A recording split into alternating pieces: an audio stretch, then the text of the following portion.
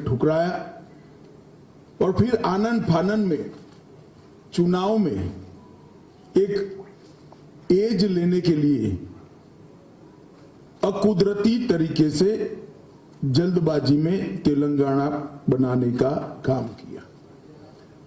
कांग्रेस ने कभी भी तेलंगाना की मांग का समर्थन नहीं किया था, जबकि भारतीय जनता पार्टी ने 1997 से काकीनाडा में उस वक्त की आंध्र प्रदेश बीजेपी की इकाई ने एक वोट दो राज्य का नारा दिया था। वो नारे को हम लगातार समर्थन करते रहे। हमने आंदोलन में भी सकारात्मक भूमिका निभाई और जब तेलंगाना बनने का सवाल आया तब हमने तेलंगाना का खुलकर दोनों सदनों में समर्थन किया। तेलंगाना बनने के बाद नरेंद्र मोदी सरकार बनी। नरेंद्र मोदी सरकार ने तेलंगाना के विकास के लिए ढेर सारे काम करे। कांग्रेस पार्टी ने 2004 से 2014 तक संयुक्त आंध्र प्रदेश को डिवेल्यूशन और ग्रांटिंग एड का 2 लाख करोड़ रुपया दिया था, सिर्फ 2 लाख करोड़ रुपया। इसके सामने भारतीय जनता पार्टी की सरकार ने, नरेंद्र मोदी जी ने अकेले तेलंगाना को 2,50,000 करोड़ रुपया ये 9 साल में दिया है। इसका मतलब हमने 160% ज्यादा दिया है। 2 गुना से ज्यादा पैसा देने का काम भारतीय जनता पार्टी की सरकार ने किया।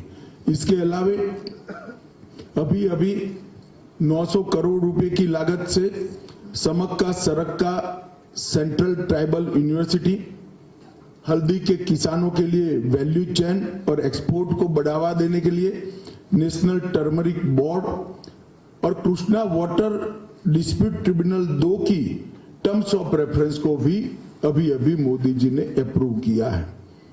राष्ट्रीय राजमार्गों में लगभग 56,000 करोड़ के नए रोड तेलंगाना को जोड़ने वाले बनाए। 13,000 करोड़ का 325 किलोमीटर लंबा हैदराबाद रायपुर एक्सप्रेसवे भी अलग से बनाया और लगभग 4600 करोड़ की लागत से 160 किलोमीटर लंबी नेशनल हाईवे ग्रीनफील्ड हाईवे की योजना भी तेलंगाना को दी।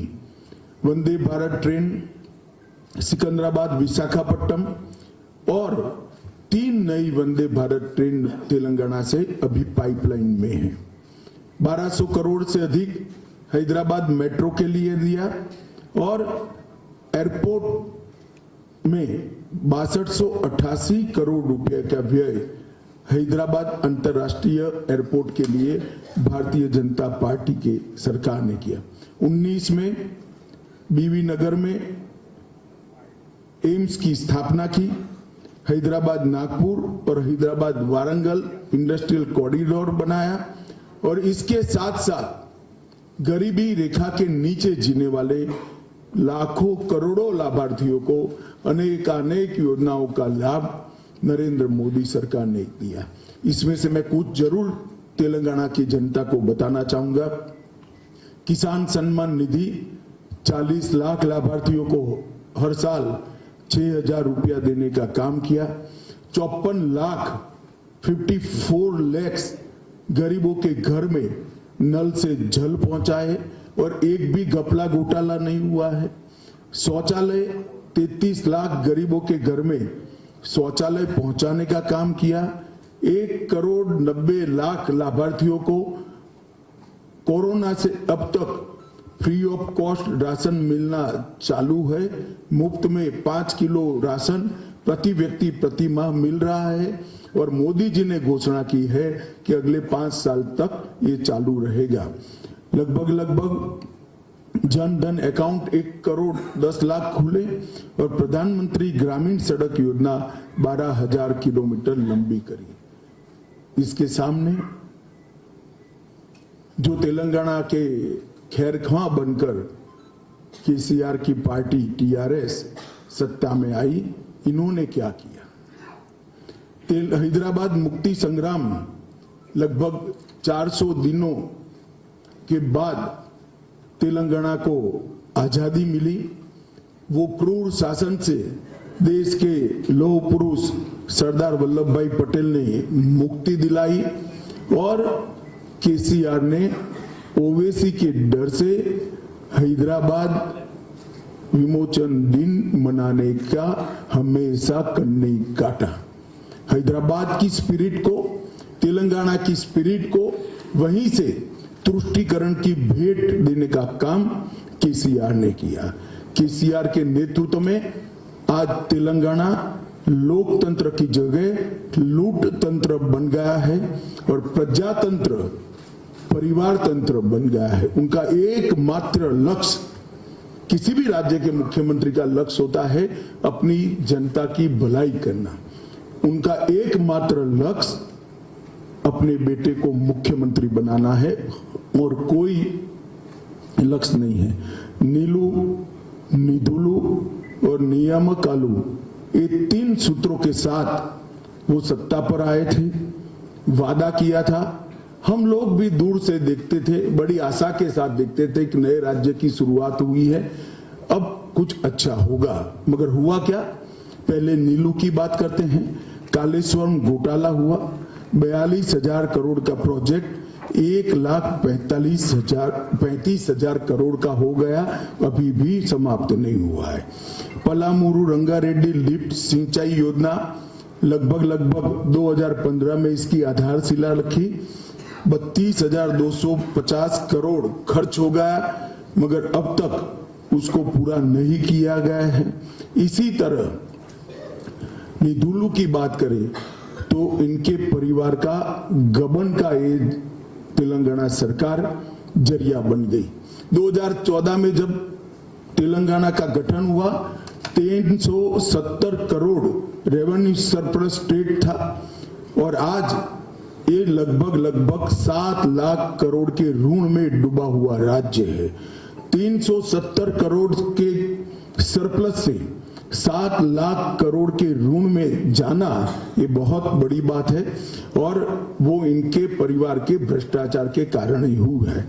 तेलंगाना सरकार पर अभी 3,66,000 करोड़ का ऋण है और निगमों पर अलग से 3,80,000 करोड़ का ऋण है।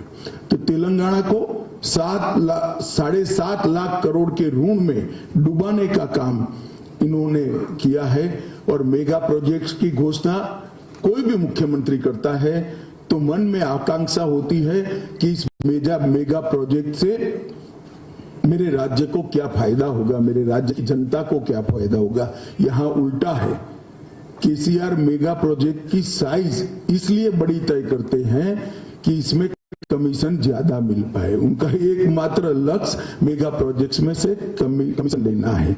जहां तक नियामकालू का सवाल है, रोजगारी का सवाल है, 17 टाइम परीक्षाओं के पेपर लीक हुए, लाखों युवाओं का भविष्य बर्बाद हो गया, ट्यूशन के पैसे युवाओं के खत्म हो गए और कई लोगों ने आत्महत्या की। 2 लाख से अधिक पद भरना बाकी है, कर्मचारियों को समय पर वेतन नहीं मिलता है, यूनिवर्सिटी में कोई भर्ती नहीं की गई, विश्वविद्यालय में 3,000 से ज्यादा पद रिक्त है, जूनियर और डिग्री कॉलेज में 8,000 से ज्यादा पद रिक्त है और शिक्षा के लिए आवंटन जो 10.89% था वो घटकर 6.24% हो गया।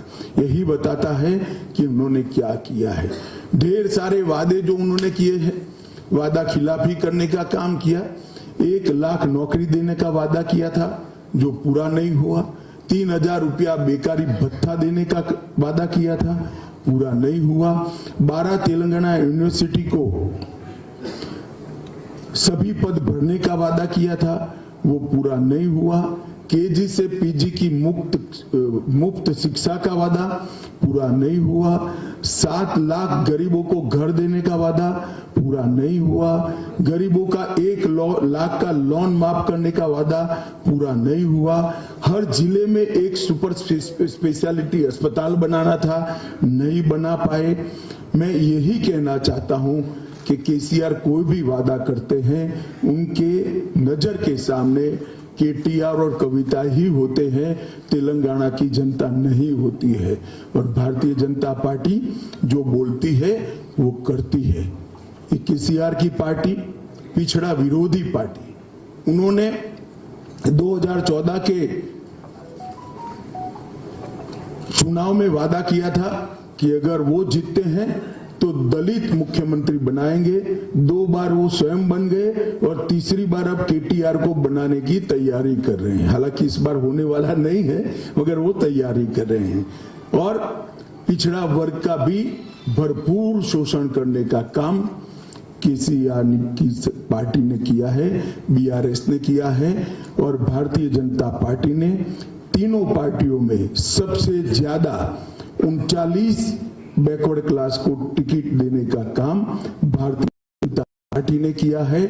और मोदी जी ने वादा किया है कि आप भारतीय जनता पार्टी को बहुमत दीजिए, तेलंगाना का अगला मुख्यमंत्री बैकवर्ड क्लास से होगा। ये भारतीय जनता पार्टी का सार्वजनिक वादा है।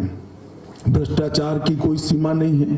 कालेश्वर परियोजना हो, शराब घोटाला हो, पोल्ट्री चारा घोटाला हो, ग्रेनाइट घोटाला हो, बाईपास घोटाला हो, और लगभग कार्तिकीय मिशन में 22,000 करोड़ का बजट के सामने पूरा खर्च होने के बाद 65% भी काम पूरा नहीं हुआ है। घोटालों की एक बड़ी लंबी सूची केसीआर ने 10 साल के अंदर तैयार की है। और उनको अब डर भी नहीं रहा है, क्योंकि हर आदमी पहली बार कुछ गलत करता है तो डरता है, दूसरी बार करता है तो थोड़ा कम डरता है। करते करते इन्होंने इतने घोटाले कर दिए कि अब डर भी नहीं बचा है। निर्लज्जता के साथ वो घोटाले कर रहे हैं। और अल्पसंख्यक तुष्टीकरण की राजनीति, केसीआर साहब का चुनाव चिन्ह कार है, मगर कार का स्टीयरिंग उनके हाथ में नहीं है, मजलिस के हाथ में है। कोई भी फैसला करना हो, मजलिस क्या कहेगी वो सोचकर फैसला कहते हैं। पूरे देश भर में एकमात्र राज्य तेलंगाना ऐसा है जहां मुस्लिमों को रिलीजियस रिजर्वेशन देने का काम हुआ है। एक गैर संवैधानिक भारतीय जनता पार्टी ने तय किया है कि गैर संवैधानिक रिजर्वेशन को समाप्त कर ओबीसी को रिजर्वेशन हम बढ़ाएंगे, एससी एसटी का भी न्यायिक रिजर्वेशन बढ़ाएंगे। उन्होंने ढेर सारे ऐसी घोषणाएं की हैं, मैं इसको रिपीट करना नहीं चाहता। मैं तेलंगाना की जनता को यही कहना चाहता हूं, तेलंगाना जिस आशा, उमंग और उल्लास के साथ राज्य की रचना हुई, 10 साल में बीआरएस पार्टी पूर्णतया विफल गई। सिर्फ तांत्रिकों की एडवाइस पर चलते हैं और तांत्रिकों की एडवाइस पर पार्टी का नाम भी बदल देते हैं। मैं तेलंगाना के युवाओं को पूछना चाहता हूं कि जो तांत्रिकों के सलाह के आधार पर चलते हो, ऐसा मुख्यमंत्री तेलंगाना का भला कर सकता है क्या? आपका भविष्य संवार सकता है क्या? मैं तेलंगाना की जनता को भरोसा देने आया हूं, साथ में हमारा संकल्प पत्र लेकर आया हूं। ये मोदी गारंटी हमारा संकल्प पत्र आने वाले दिनों में तेलंगाना को उस ऊंचाई पर पहुंचाएगा जिस ऊंचाई के लिए सैकड़ों तेलंगाना के युवाओं ने अपना सर्वोच्च बलिदान दिया था और तेलंगाना की कल्पना की थी। मित्रों, अब मैं हमारी घोषणा पत्र की 25 मुख्य बातों पर आता हूं। पहली घोषणा है कि हर साल 17 सितंबर को हैदराबाद लिबरेशन डे मनाया जाएगा, जिसके माध्यम से हम निजाम के क्रूर पंजों से तेलंगाना की मुक्ति को फिर से एक बार नई पीढ़ी को याद कराएंगे। हम बेरनपल्ली परकल के शहीदों को श्रद्धांजलि देने के लिए 27 अगस्त को रजाकार विभीषिका स्मृति दिन भी मनाएंगे, जो रजाकारों के सामने तेलंगाना की जनता ने जो लड़ाई लड़ी है, इसको चीर स्मृति तक ले जाएंगे। और ये दोनों दिन ऑफिशियल तेलंगाना गवर्नमेंट मनाएगी, कोई डर के बगैर। हम मजलिस से नहीं डरते हैं, इनके सपोर्ट की ना जरूरत है ना चाहिए। इसके अलावा रजाकारों और निजाम के खिलाफ तेलंगाना के लोगों के संघर्ष का डॉक्यूमेंटेशन कर कर एक म्यूजियम और मेमोरियल हम स्थापना करेंगे। नंबर 2, भ्रष्टाचार के प्रति जीरो टॉलरेंस हमारी सरकार का होगा।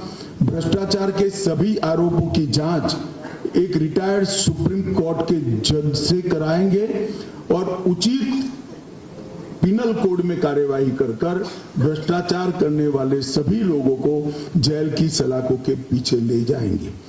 मार्जिनलाइज सेक्शन की आकांक्षाओं को, पिछड़ा वर्ग की आकांक्षा को पूरा करने के लिए, बैकवर्ड्स की आकांक्षाओं को पूरा करने के लिए, उनको सामाजिक न्याय प्रदान करने के लिए हमारा अगला मुख्यमंत्री बीसी बैकवर्ड क्लास का होगा। इसका तेलंगाना को भारतीय जनता पार्टी वादा देती है। असंवैधानिक धर्म आधारित आरक्षण जो 4% है उसको हम समाप्त करेंगे, ओबीसी का बढ़ाएंगे और एससी और एसटी का भी जनसंख्या के अनुपात में आरक्षण बढ़ाया जाएगा। महंगाई कम करने के लिए मोदी जी ने कई बार वहां पर ड्यूटी कम करी है, परंतु केसीआर ने नीचे वेट घटाकर इसको कोऑपरेट नहीं किया। शायद तेलंगाना सबसे ज्यादा महंगे पेट्रोल डीजल वाला राज्य आज देश भर में है। महंगाई कम करने के लिए भाजपा सरकार बनने के बाद 7 ही दिन में पेट्रोल और डीजल पर वैट की कटौती कर कर पेट्रोल और डीजल को हम सस्ता करने का काम करेंगे। मोदी सरकार प्रति एकड़ अभी एक हिसाब करे तो फर्टिलाइजर सब्सिडी दे ही रही है, परंतु छोटे और सीमांत किसानों को बीज, उर्वरक और पेस्टिसाइड की इनपुट सहायता में प्रति एकड़ 2500 रुपया देने का काम भारतीय जनता पार्टी की सरकार करेगी।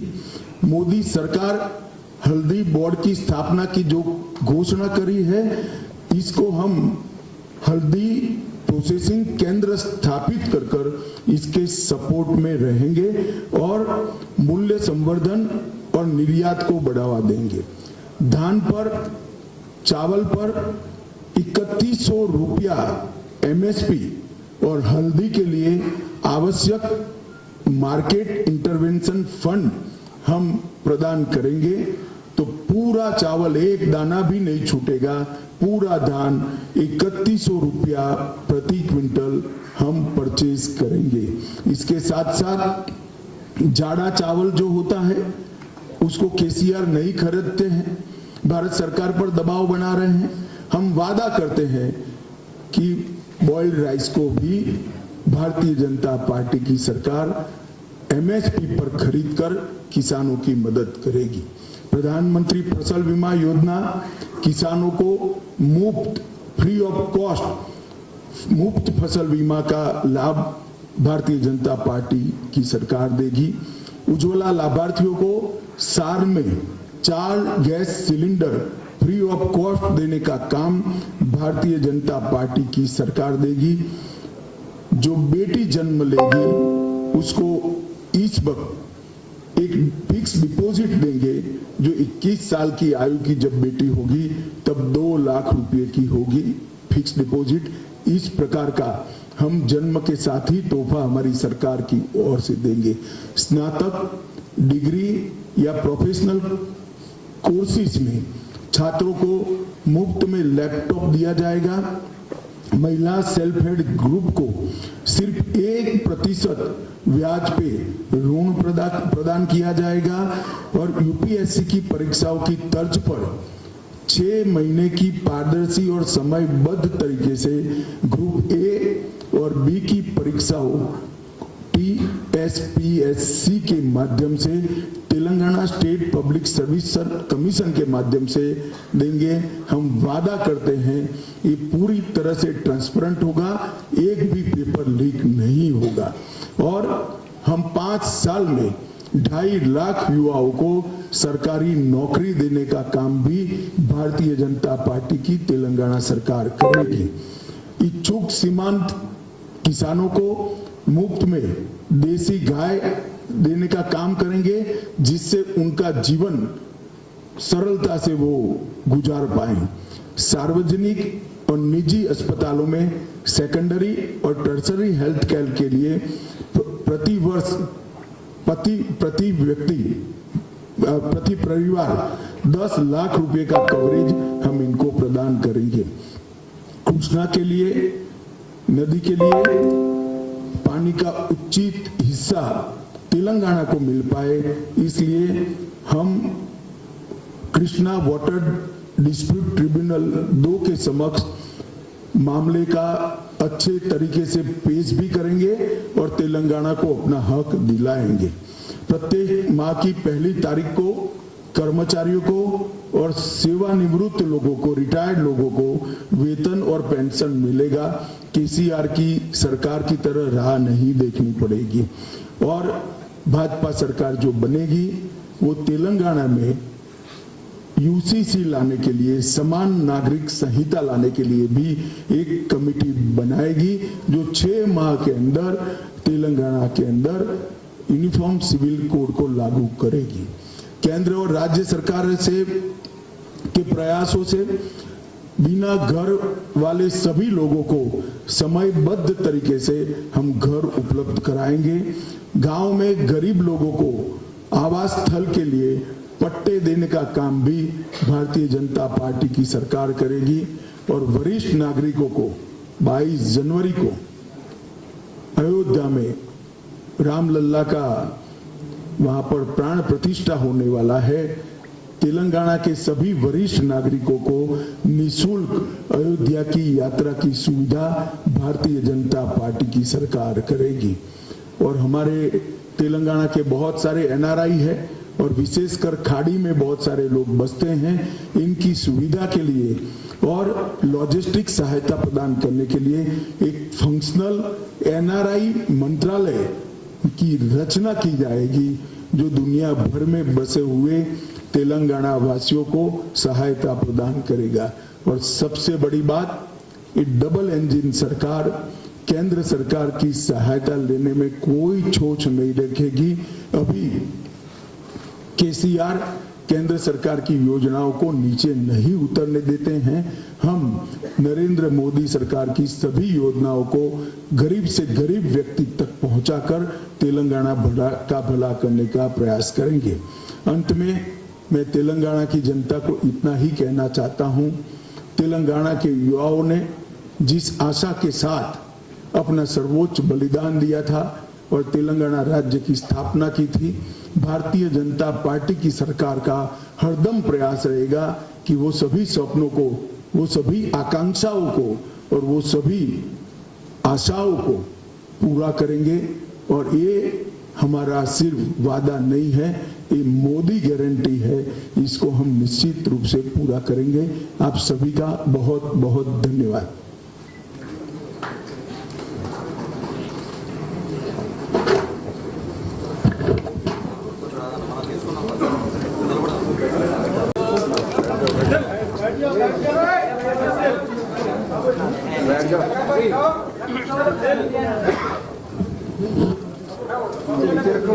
Right down, photographers please down.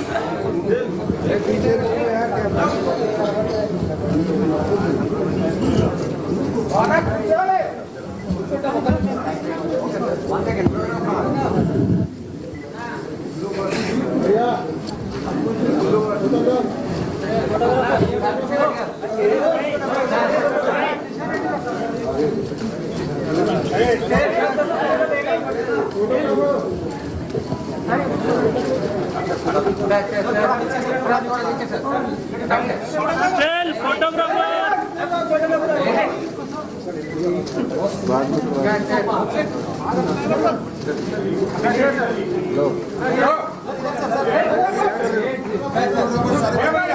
नीचे बैठ रहे नहीं बैठ रहे बैठ जाओ सब लोग बैठ जाओ ना भाई।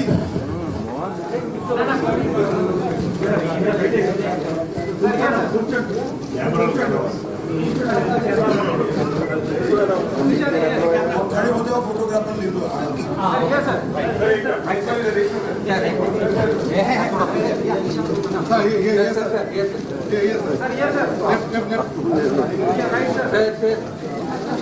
देखे बाहर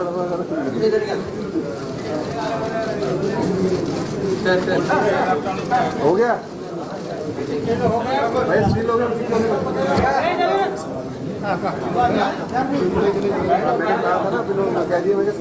हेलो यार तुम दोनों ने काम कराए काम के ऊपर कर रहे हैं देखो कुछ यार మిత్రులందరికీ నమస్కారం. సంక్షిప్తంగా మేనిఫెస్టో సంబంధించినటువంటి ముఖ్యమైనటువంటి అంశాల మీద దృష్టిని పెట్టడం జరిగింది అమిత్ షా గారు. ఇంకా వివరాలతో కూడినటువంటి మొత్తం చాలా పెద్ద డాక్యుమెంట్ మీకు ఇవ్వడం జరుగుతుంది. ఎవరైనా ఏదైనా అడగాలనుకుంటే అడగచ్చు.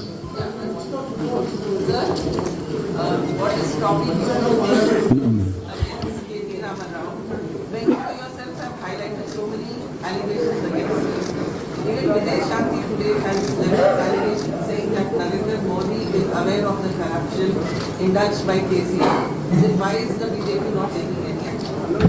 देखिए, करप्शन के खिलाफ हमारी लड़ाई तेलंगाना में भी मजबूती से चल रही है, मगर चुनाव आ रहा है इसलिए जांच समाप्त होने के बगैर किसी पर एक्शन लेना ये भारतीय जनता पार्टी का कल्चर नहीं है.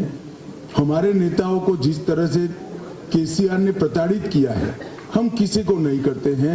जब जांच समाप्त होगी और एजेंसियां कुछ निर्णय पर पहुंचेंगी तब निश्चित रूप से एक्शन लिया जाएगा. और इसीलिए हमने हमारे मैनिफेस्टो के अंदर रिटायर्ड सुप्रीम कोर्ट जज की न्यायिक जांच की भी सिफारिश करी. और जहां तक किसी ने कहा कि सब लोग जानते हैं एक्शन नहीं लेते हैं, तो सारे लोग 3 साल से यहां थे. पार्टी छोड़ने के वक्त ही ये याद आता है क्या? इससे इनका इंटेंशन बहुत स्पष्ट होता है कि जहां गए हैं वहां मार्क बढ़ाने के लिए कर रहे हैं. कांग्रेस एंड बीआरएस के बीच में जो हमारे भी हुआ ना एजुकेशन पे उसके बारे में बात चल रहा और सब ये देखिए तो क्या कैसा रिएक्शन. देखिए, हम वॉर ऑफ वर्ड में विश्वास नहीं करते हैं. उस वक्त भी हम तेलंगाना के साथ खड़े थे और आज भी समृद्ध और खुशहाल तेलंगाना के साथ खड़े हैं.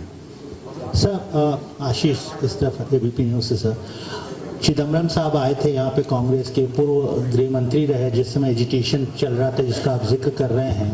उन्होंने वो उससे संबंधित ही सवाल किया था. उन्होंने कहा कि जो लोगों ने, जिन युवाओं ने सुसाइड किया था, जिनकी मौत हुई थी तेलंगाना एजिटेशन के दौरान, उसके लिए वो क्षमा तो मांगते हैं लेकिन उसके लिए सरकार को दोषी नहीं बनाया जा सकता. और उसको लेकर काफ़ी ज़्यादा चर्चा चल रही है कि जो जिन लोगों ने सुसाइड किया या जिन लोगों ने जान दी एजिटेशन के दौरान, उसकी जिम्मेदारी किसके ऊपर होती है? बीजेपी का किस पे क्या रुख है?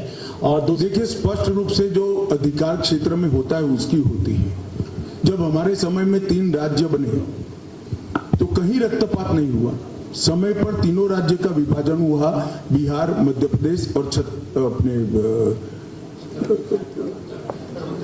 मध्य प्रदेश, बिहार और उत्तर प्रदेश.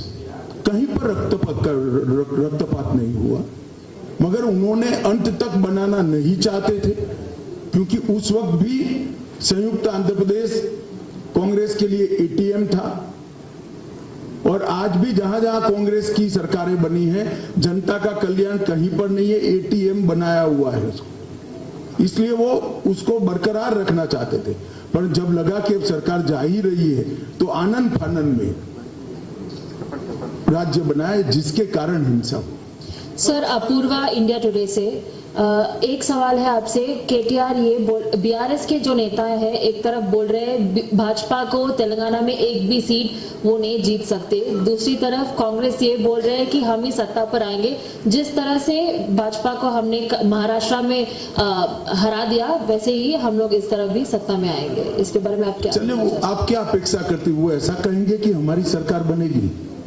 ऑपोजिशन में ऐसे ही बात करते हैं। कल मल्लिकार्जुन खड़गे ने यहाँ पर मल्लिकार्जुन खड़गे साहब का एक सभा थी और उन्होंने प्रधानमंत्री के बारे में कुछ ऐसे अपशब्द का इस्तेमाल किया, शायद आपकी नोटिस में होगा। चलिए, तो तेलंगाना की जनता ने निर्णय करना है इस पर।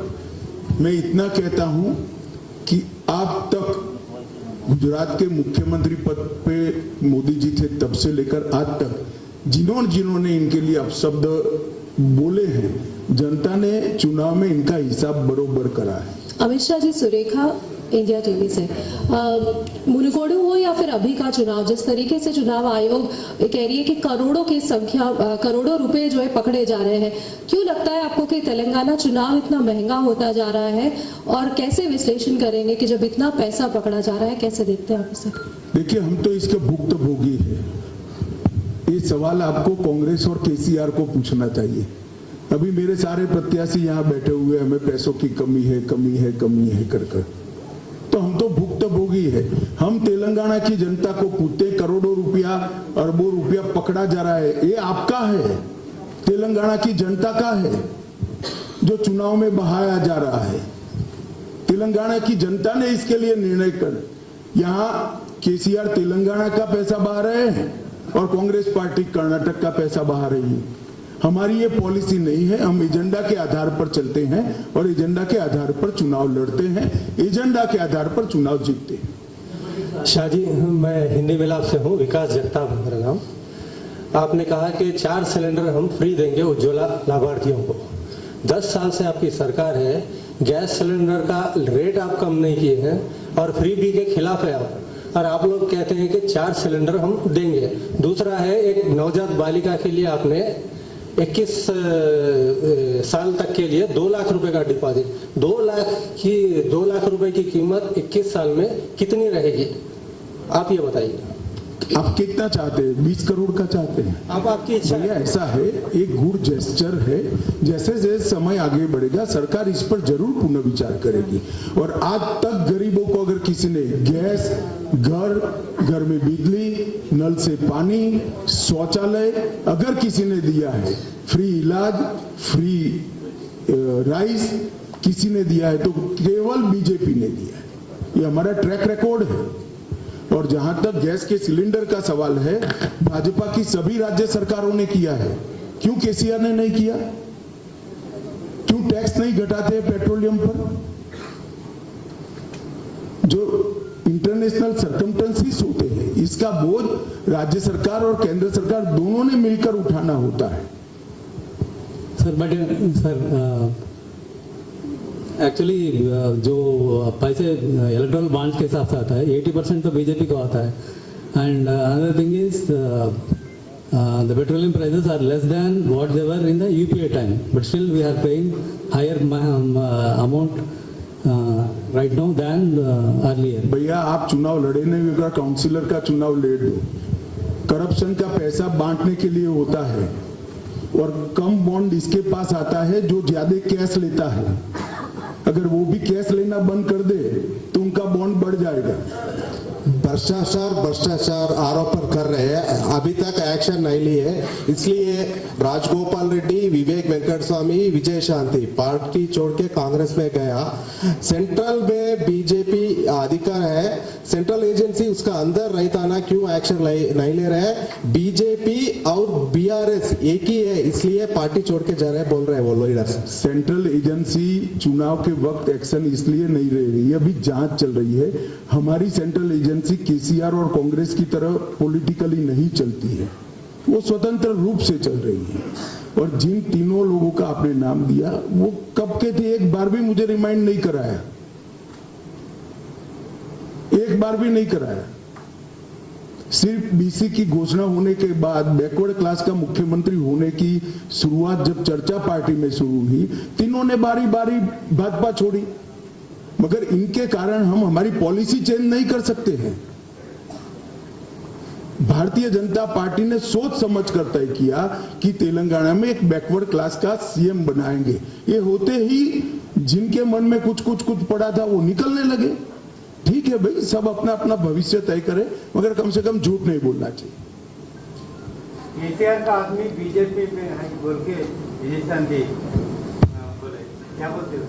क्या केसीआर का आदमी बीजेपी में है बोल के विजय शांति नहीं, तो ऐसे तो केसीआर भी टीडीपी के आदमी है। क्या जवाब देंगे बताइए? आप उनकी ओर से ही पूछ रहे हो। केसीआर का इरफान कोर्ट से आपका पार्टी में बोल रहा है। मैंने कहा ना भाई, केसीआर स्वयं टीडीपी से आए हैं।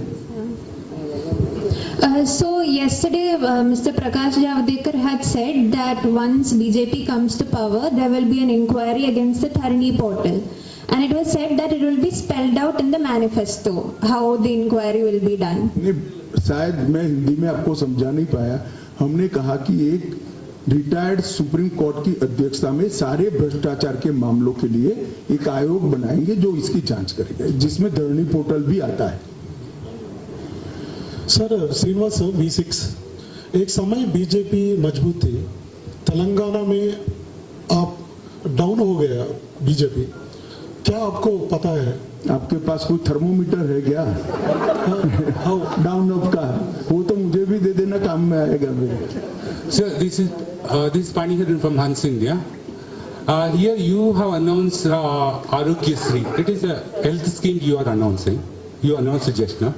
But your state election committee chairman Etel Rajendra is going to every town and assuring that we will give free education and free health. Which is your manifesto? You was the one you released or what he is? नहीं, वो राजेंद्र जी सच ही कर रहे हैं। 99.9% का medical खर्चा 10 लाख से ज्यादा नहीं है। Okay. इसलिए वो फ्री ही हो जाता है। Okay, thank you. Sir Sridhar RTV सब और बाकी जो 0.01% बढ़ता है उसको मुख्यमंत्री राहत कोष से मदद करेंगे। सर आप लोग, आपका पार्टी का लोग बोल रहा है तेलंगाना में कितना सीट भी आ जाओ बीजेपी गवर्नमेंट फॉर्म करता बोल रहे, कैसे फॉर्म करता आप गवर्नमेंट? इधर 2 सीट आने 3 दिसंबर को देख लेना कैसे फॉर्म करता है। चलिए धन्यवाद भैया, मुझे लगता है